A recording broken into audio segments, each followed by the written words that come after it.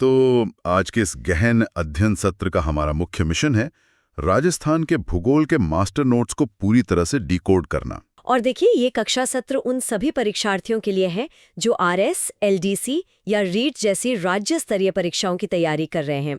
मेरी कोशिश यही रहेगी कि हम एकदम सरल भाषा में चीजों को डिकोड करें। सही कहा आपने।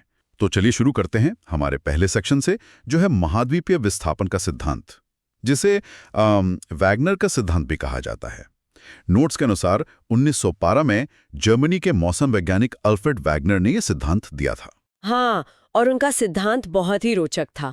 उन्होंने बताया कि प्रागैतिहासिक काल में, मतलब जब इतिहास लिखा भी नहीं गया था, तब सारे महाद्वीप अलग अलग नहीं थे।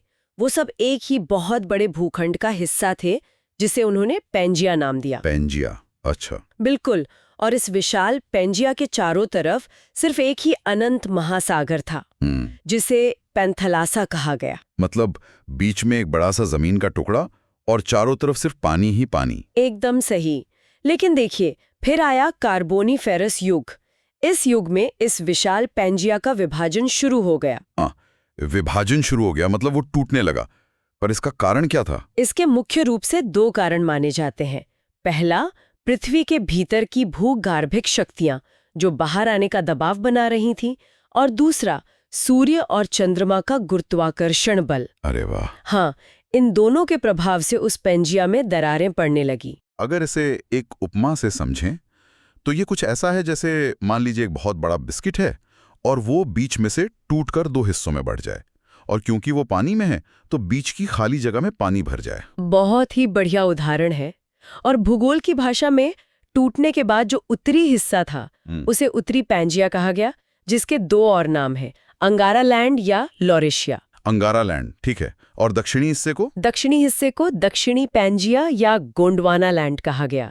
और जैसा आपने कहा कि बीच में पानी भर गया, तो उस खाली जगह में पेंथालासा का पानी भरने से जो नया सागर बना, उसे टेथिस सागर का नाम दिया गया। तो इसका अंतिम परिणाम ये हुआ कि आगे चलकर ये भूखंड 7 भागों में टूट गया, जिससे आज के 7 महाद्वीप बने, और जहां जहां जल भर गया उससे 5 महासागर बन गए। बिल्कुल, यही वेगनर का सिद्धांत है। लेकिन यहाँ एक बहुत ही सीधा सा सवाल दिमाग में आता है, दुनिया भर में हुई इतनी बड़ी भूवैज्ञानिक घटना का हमारे राजस्थान के भूगोल से क्या लेना देना है? इसका बहुत सीधा संबंध है। देखिए, आज हम जिस राजस्थान को देखते हैं, उसका निर्माण मुख्य रूप से इसी टेथिस सागर और गोंडवाना लैंड के अवशेषों से ही हुआ है। अच्छा, मतलब राजस्थान की जड़ें उस कार्बोनिफेरस युग के विभाजन से जुड़ी हैं। बिल्कुल। जो मरुस्थल है वो टेथिस सागर का हिस्सा है, और जो पहाड़ियां हैं वो गोंडवाना लैंड का हिस्सा है। यही इसे अगले विषय से जोड़ता है। तो चलिए नोट्स के अगले सेक्शन पर आते हैं, जो है राजस्थान का सर्वप्रथम भौतिक विभाजन। नोट्स में साफ लिखा है कि 1968 में प्रोफेसर वीसी मिश्रा ने सबसे पहले राजस्थान को 7 भागों में बांटा था। हाँ, और वो 7 भाग थे: उत्तरी नहरी प्रदेश, शुष्क मरुस्थलीय प्रदेश, अर्ध शुष्क मरुस्थलीय प्रदेश, अरावली प्रदेश, पूर्वी कृषि एवं उद्योग क्षेत्र, दक्षिणी पूर्वी कृषि प्रदेश और चंबल बीहड़ प्रदेश। इसके बाद 1968 में ही ए.के. सेन ने और फिर 1971 में रामलोचन सिंह ने भी अपने अपने वर्गीकरण दिए। लेकिन परीक्षार्थियों को यहाँ ध्यान देना चाहिए, 1994 में हरिमोहन सक्सेना जी की एक बहुत ही महत्वपूर्ण पुस्तक आई, राजस्थान का भूगोल। हाँ, नोट्स में इसका विशेष उल्लेख है। बिल्कुल। उन्होंने राजस्थान को 4 मुख्य भौतिक भागों में बांटा, और आधुनिक भूगोल में हम इसी को सबसे ज्यादा प्रामाणिक मानते हैं। और ये 4 भाग हैं: उत्तरी पश्चिमी मरुस्थल, मध्य की अरावली, पूर्वी मैदानी प्रदेश और दक्षिणी पूर्वी पठारी प्रदेश। सही कहा। अब यहाँ नोट्स में एक बहुत ही रोचक क्रम दिया गया है। इन प्रदेशों को निर्माण और ऊंचाई की दृष्टि से, मतलब सबसे पुराने से सबसे नए के क्रम में रखा गया है। हाँ, ये समझना बहुत जरूरी है। सबसे पहले है अरावली, जो सर्वाधिक ऊंचा है और सबसे प्राचीनतम है। उसके बाद आता है दक्षिण पूर्व का पठार, फिर पूर्वी मैदान, और सबसे अंत में उत्तरी पश्चिमी मरुस्थलीय प्रदेश, जो ऊंचाई में सबसे कम है और सबसे नवीनतम है। बिल्कुल। पर थोड़ा रुकिए, मुझे यहाँ हैरानी हो रही है, जो सबसे पुराना है वही सबसे ऊंचा भी है। क्या भूगोल में ये एक सामान्य नियम है कि पुरानी चीजें हमेशा ऊंची होती हैं? मतलब समय के साथ तो पहाड़ घिस जाने चाहिए ना? ये बहुत ही शानदार सवाल है। देखिए, भूवैज्ञानिक समय या जियोलॉजिकल टाइम के नजरिए से इसे समझना होगा। आमतौर पर पुरानी चीजें अपरदन यानी इरोशन से घिस जाती हैं। हाँ, हवा और पानी से। बिल्कुल, लेकिन अरावली की जो चट्टानें हैं वो इतनी ज्यादा कठोर हैं कि करोड़ों साल घिसने के बावजूद उन्होंने अपनी ऊंचाई बनाए रखी है। और दूसरी तरफ जो मरुस्थल है वो तो नदियों की मिट्टी और हवा की रेत से बहुत बाद में बना है, इसलिए वो सबसे नया भी है और सबसे नीचा भी। क्या बात है। अब नोट्स के तीसरे सेक्शन की तरफ बढ़ते हैं, जहां राजस्थान के भौतिक प्रदेशों का एक तुलनात्मक अध्ययन दिया गया है, एक पूरी टेबल के जरिए। हाँ, और मैं परीक्षार्थियों से कहूंगी कि इस टेबल को बिल्कुल दिमाग में छाप लें। परीक्षाओं में जो मिलान करने वाले या मैच द फॉलोइंग प्रश्न होते हैं वो सबसे ज्यादा यहीं से आते हैं। अगर मैं इस टेबल को देखूं तो ये मुझे एक परिवार के 4 अलग-अलग स्वभाव वाले बच्चों की तरह लगता है। एक रेतीला है, एक पहाड़ी है, एक मैदानी है और एक पठारी है। चलिए एक-एक करके इनकी तुलना करते हैं। शुरू करते हैं मरुस्थलीय प्रदेश से। ठीक है। मरुस्थलीय प्रदेश का निर्माण प्लिस्टोसीन काल में हुआ और ये टेथिस सागर से बना है। इसका क्षेत्रफल 61.11% है और यहाँ 40% जनसंख्या रहती है। हाँ, और इसमें 16 जिले आते हैं। यहाँ की जलवायु शुष्क व अर्धशुष्क है, मृदा रेतीली है, वनस्पति कंटीली है और अगर खनिज की बात करें तो यहाँ अधात्विक एवं ऊर्जा खनिज मिलते हैं। अब दूसरे बच्चे यानी अरावली पर आते हैं। इसका निर्माण प्री कैम्ब्रियन काल में हुआ और ये गोंडवाना लैंड का हिस्सा है। इसका क्षेत्रफल सिर्फ 9% है और जनसंख्या 10%। बिल्कुल, अरावली में 13 जिले शामिल हैं। यहाँ जलवायु उप आर्द्र है और मिट्टी पर्वतीय है। वनस्पति उष्णकटिबंधीय प्रकार की होती है और क्योंकि यह पहाड़ी इलाका है यहाँ धात्विक खनिज भरपूर मिलते हैं।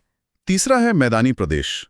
मरुस्थल की तरह ही इसका निर्माण भी प्लिस्टोसीन काल में हुआ है, लेकिन ये गंगा के मैदानों मतलब टेथिस सागर के अवशेषों से बना है। हाँ, और यहाँ एक ध्यान देने वाली बात है। क्या? इसका क्षेत्रफल सिर्फ 23% है, लेकिन जनसंख्या 39% है। अरे हाँ, मतलब केवल 23% जगह पर 39% लोग। ये तो जनघनत्व के हिसाब से बहुत ज्यादा सघन हो गया। बिल्कुल, क्योंकि मैदानी इलाका है।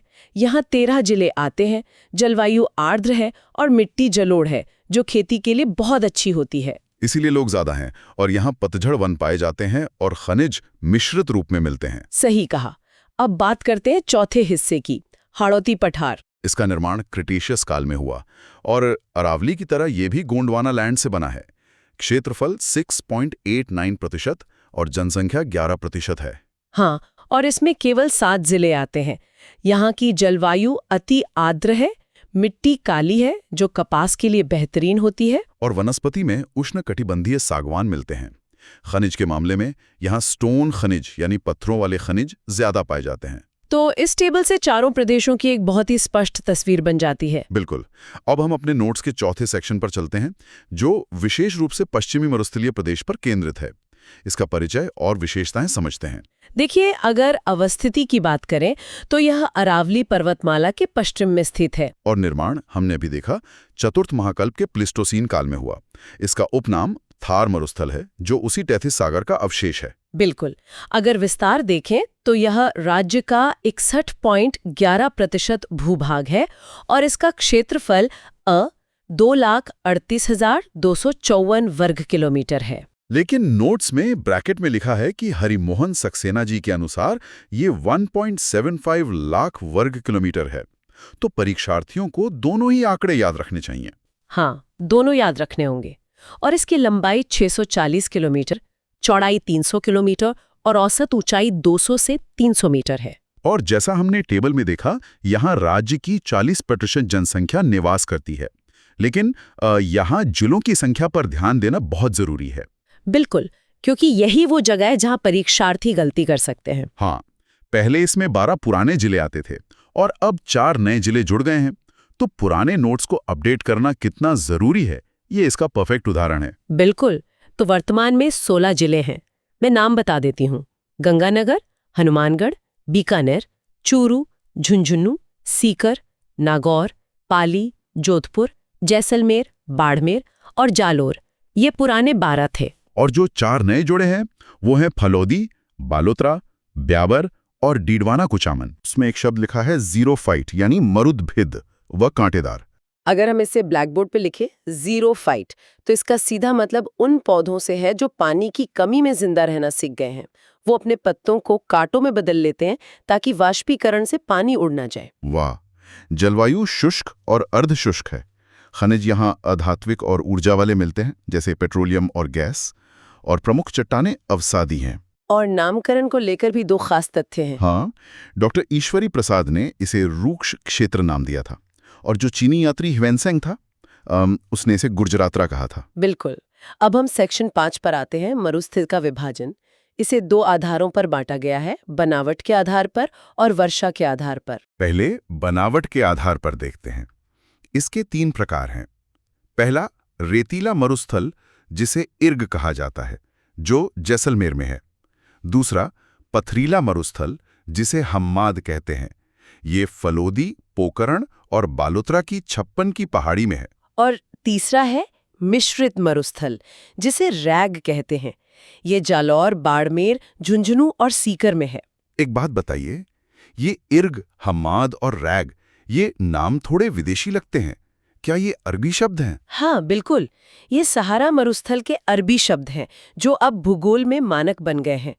और यहाँ मैं एक भ्रांति दूर करना चाहूंगी। अक्सर लोगों को लगता है कि मरुस्थल का मतलब सिर्फ रेत है।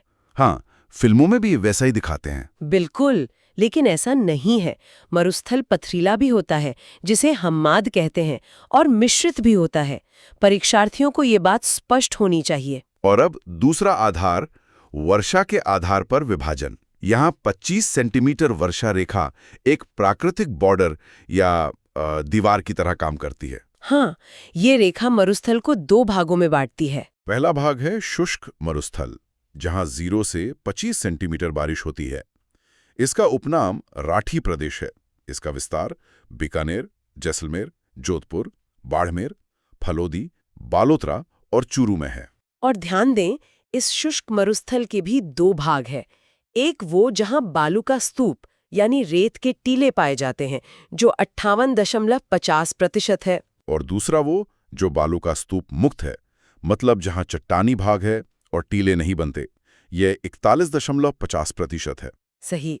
और 25 सेंटीमीटर वर्षा रेखा के दूसरी तरफ आता है अर्ध शुष्क मरुस्थल, जहां बारिश 25 सेंटीमीटर से ज्यादा होती है।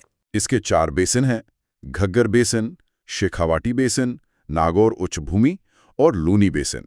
लेकिन इन बेसिन को समझने से पहले हमें सेक्शन 6 पर चलना होगा, जो है बालू का स्तूप या सैंड ड्यून्स। बालू का स्तूप, नोट्स में इसकी परिभाषा दी गई है: पवन द्वारा मिट्टी के जमाव से बनी संरचनाएं। ये सर्वाधिक जैसलमेर और चूरू में पाए जाते हैं। और अगर सभी प्रकार के टीलों की बात करें तो वो जोधपुर में मिलते हैं। लग रहा है जैसे हवा कोई मूर्तिकार है जो रेत से अलग अलग आकृतियां गढ़ रही है। चलिए इनके 7 प्रकार देखते हैं। पहला है बरखान। ये एक तुर्की शब्द है जिसका मतलब है अर्धचंद्राकार, यानी आधे चांद जैसा आकार। नोट्स में लिखा है कि मरुस्थलीकरण में इसका सर्वाधिक योगदान है और ये बहुत विनाशकारी और गतिशील होता है।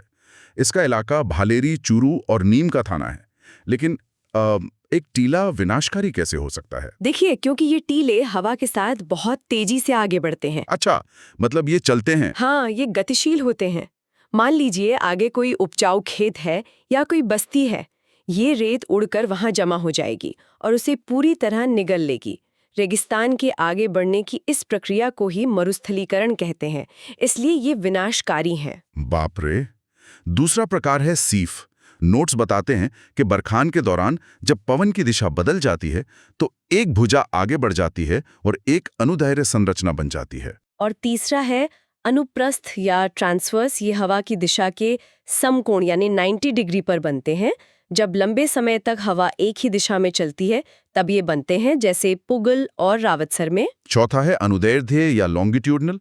ये पवन की दिशा के बिल्कुल समानांतर बनते हैं। ये सबसे ऊंचे होते हैं और इनके बीच के रास्तों को गासी या कारवां कहते हैं। ये दक्षिण फलौदी और रामगढ़ में पाए जाते हैं। पांचवा प्रकार है पैराबोलिक, जो महिलाओं के बालों की हेयर पिन के आकार का होता है। ये झाड़ियों के सहारे बनते हैं और राजस्थान में सर्वाधिक यही पाए जाते हैं। छठा है स्क्रिब का पीस। ये नवचंद्राकार होता है, सबसे छोटा होता है और यह भी झाड़ियों के सहारे बनता है। और सातवां है तारानुमा या स्टार।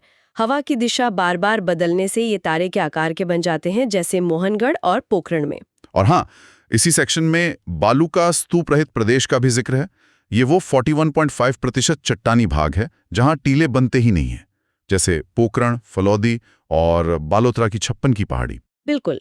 अब हम अर्ध शुष्क मरुस्थल या बांगर प्रदेश की तरफ आते हैं, जो हमारा 7वां सेक्शन है। यहाँ औसत वर्षा 25 से 50 सेंटीमीटर होती है और जलवायु अर्धशुष्क है। इसके दो मुख्य बेसिन पहले देखते हैं। पहला है घग्घर बेसिन, जो श्रीगंगानगर और हनुमानगढ़ में है। ये प्राचीन उपजाऊ मिट्टी से बना है। हाँ, और यहाँ कुछ स्थानीय शब्द हैं जो परीक्षार्थियों को याद रखने हैं। हनुमानगढ़ में नदी के अपवाह क्षेत्र को नाली या पाट कहते हैं, और यहाँ की चिकनी व उपजाऊ मिट्टी को काठी या बग्घी कहा जाता है। और इस इलाके का उपनाम है हरित घाटी प्रदेश। लेकिन नोट्स में एक बहुत बड़ी समस्या का भी जिक्र है, सेम की समस्या। ये जल भराव की समस्या है। ये तो अजीब बात है कि मरुस्थल में पानी का ज्यादा होना भी एक अभिशाप बन गया है। हाँ, ये नहरों से जरूरत से ज्यादा सिंचाई का नतीजा है। नीचे जिप्सम की परत है, पानी नीचे नहीं जा पाता और ऊपर दलदल बन जाता है। इसी को सेम की समस्या कहते हैं। अच्छा, ये तो खतरनाक है। अब दूसरा भाग है शेखावाटी प्रदेश, जो एक अंतः जल प्रवाह क्षेत्र है। मतलब यहाँ नदियां समुद्र तक नहीं जाती। बिल्कुल, ये जमीन में ही सूख जाती हैं। इसमें चूरू, सीकर, झुंझुनू और डीडवाना कुचामन का उत्तरी भाग आता है। यहाँ की प्रमुख नदी कांतली है और साथ ही मेधा और रूपनगढ़ भी हैं। कांतली के अपवाह क्षेत्र को तोरावाटी कहते हैं। और यहाँ जल संरक्षण से जुड़े 4 बहुत अहम शब्द हैं। सर, जो मॉनसून में बनने वाले तालाब है, जोहड़ कच्चे कुएं, नाड़ा पक्के कुएं, और बीड़ जो चारागाह हैं। यहाँ मैं चाहूंगा कि आप जोहड़ और नाड़ा के बीच का अंतर स्पष्ट करें, क्योंकि ये परीक्षा के नजरिए से कंफ्यूजिंग हो सकता है। बिल्कुल। देखिए, दोनों ही कुएं हैं, लेकिन जोहड़ पूरी तरह से कच्चा होता है, मिट्टी से बना, जबकि नाड़ा ईंटों और सीमेंट से बना पक्का कुआं होता है। बस यही तकनीकी अंतर है जो याद रखना है। अब आते हमारे 8वें और अंतिम सेक्शन पर, नागौर उच्च भूमि एवं लूनी बेसिन। अधिक खारे पानी की झीलें हैं। और यहीं पर वो खौफनाक कुबड़ पट्टी या बंका पट्टी, जिसे फ्लोराइड बेल्ट कहते हैं, उसका जिक्र है। नोट्स के मुताबिक अधिक तापमान से वाष्पीकरण होता है, नमक और सोडियम जमा हो जाता है और पानी में फ्लोराइड आ जाता है। हाँ। और इसका प्रभाव सुनिए, दांत पीले पड़ जाते हैं, हड्डियां टेढ़ी हो जाती हैं और पीठ में कुबड़ निकल आता है। ये जायल नागौर से पुष्कर अजमेर तक फैला है। सच में सिर्फ मिट्टी और पानी का रसायन इंसानों की हड्डियों को ऐसे मोड़ सकता है, ये हैरानी की बात है। ये विज्ञान और भूगोल का बहुत ही कड़वा सच है। वाष्पीकरण से शुद्ध पानी उड़ जाता है और फ्लोराइड नीचे रह जाता है। परीक्षार्थियों को यहाँ 3 श्रेणियां याद रखनी है। जायल श्रेणी फ्लोराइड के लिए, मकराना सफेद संगमरमर के लिए और गोट मांगलोद जिप्सम के लिए। ये मैच द फॉलोइंग के लिए एकदम परफेक्ट सवाल है। और इस बेसिन का आखिरी हिस्सा है लूनी बेसिन, जिसे गोडवाड़ बेसिन भी कहते हैं। हाँ, ये अजमेर से जालौर तक फैला है। ये एक जलोढ़ मैदान है। जालौर में इसे नेहड़ रन कहते हैं और यहाँ सर्वाधिक लवणीय पादप यानी नमक में उगने वाले पौधे पाए जाते हैं। और क्योंकि ये मरुस्थल का सीमांत क्षेत्र है, यहाँ किनारे पर बालू का स्तूप भी देखने को मिलते हैं। बिल्कुल सही। तो अगर हम आज के इस पूरे कक्षा सत्र को समेटें तो सब कुछ एक दूसरे से कैसे जुड़ा ये साफ दिखता है। करोड़ों साल पहले जो पैंजिया टूटा, उसी के कारण आज नागौर के पानी में फ्लोराइड है या जैसलमेर में बालू के टीले हैं। सब कुछ जुड़ा हुआ है। हाँ, और सत्र खत्म करने से पहले मैं सभी परीक्षार्थियों को एक विचार के साथ छोड़ना चाहूंगी। जरा सोचिए, अगर अरावली पर्वतमाला की दिशा हवाओं के समानांतर न होकर आड़ी या समकोण पर होती तो क्या होता? क्या होता? क्या राजस्थान आज एक हरा भरा मैदान होता? और क्या थार का मरुस्थल कभी बनता ही नहीं? देखिए, भूगोल सिर्फ नक्शे नहीं है, ये हमारा भाग्य तय करता है। इस पर आप सब जरूर विचार करें। बहुत ही गहरा विचार है। तो आज के इस गहन अध्ययन के लिए बस इतना ही। हमारी तरफ से सभी परीक्षार्थियों को उनकी परीक्षाओं के लिए बहुत बहुत शुभकामनाएं। मन लगाकर पढ़ें और सीखते रहें।